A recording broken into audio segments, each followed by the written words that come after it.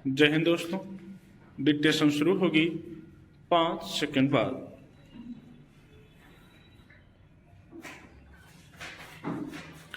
मनुष्यों को जन्म के साथ ही प्राकृतिक रूप से वाणी मिलती है।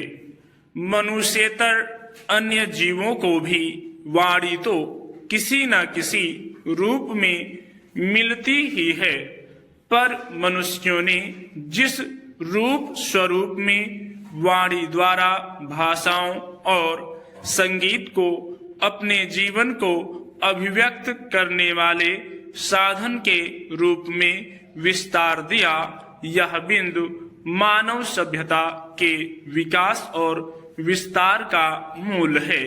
मनुष्यों द्वारा अपने मुख से निकली ध्वनि के माध्यम से वाणी को विभिन्न भाषाओं में विकसित करना पृथ्वी के मनुष्यों का सबसे बड़ा सामूहिक कृतित्व क्षमता या पराक्रम माना जा सकता है।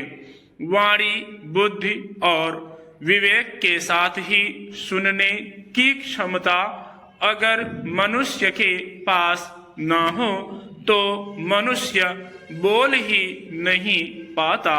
हालांकि यह क्षमता भी किसी में सामान्य तो कहीं अलग अलग तरीके से अमूमन सभी जीवों में होती है। वाणी होते हुए भी मनुष्य बोलना ना चाहे या मौन रहना चाहे तो यह भी मनुष्य की अपनी प्राकृतिक शक्ति है। यही बात या ध्वनि सुनने को लेकर भी श्रवणेन्द्रिय सुनने के लिए हैं, पर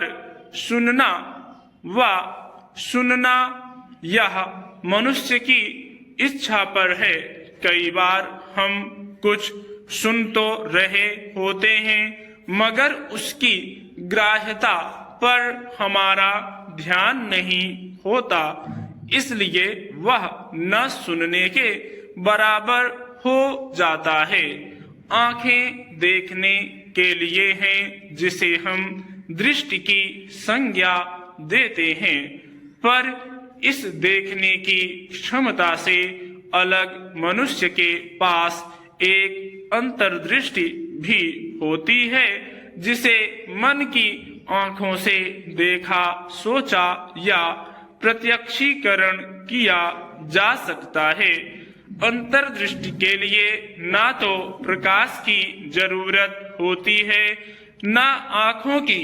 केवल सोच समझ और कल्पना शक्ति से निराकार रूप से सारा कुछ सोचा समझा और मन ही मन प्रत्यक्षीकरण किया जाता है। साकार चीजें देखने के लिए इंद्रियों की या ज्ञानेंद्रियों की क्रियाशीलता जरूरी है, पर निराकार कल्पना मन और बुद्धि का खेल है।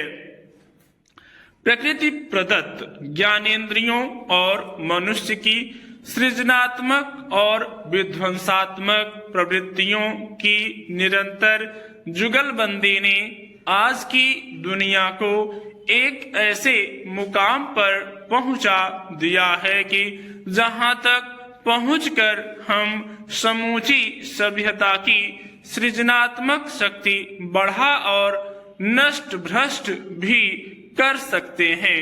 अब वापस फिर प्रागैतिहासिक सभ्यता में कोई एक व्यक्ति या समूचा मानव जगत भी नहीं पहुंच सकता। फिर भी आदिम से लेकर आज तक की कई सभ्यताएं एक साथ इस पृथ्वी पर कहीं न कहीं अपने मूल अस्तित्व को बचाए रखने का अंतहीन संघर्ष करती दिखाई पड़ सकती है। मनुष्य कृत सभ्यताओं की समूची कहानी मनुष्य के सोच विचार और कृतित्व का कमाल है।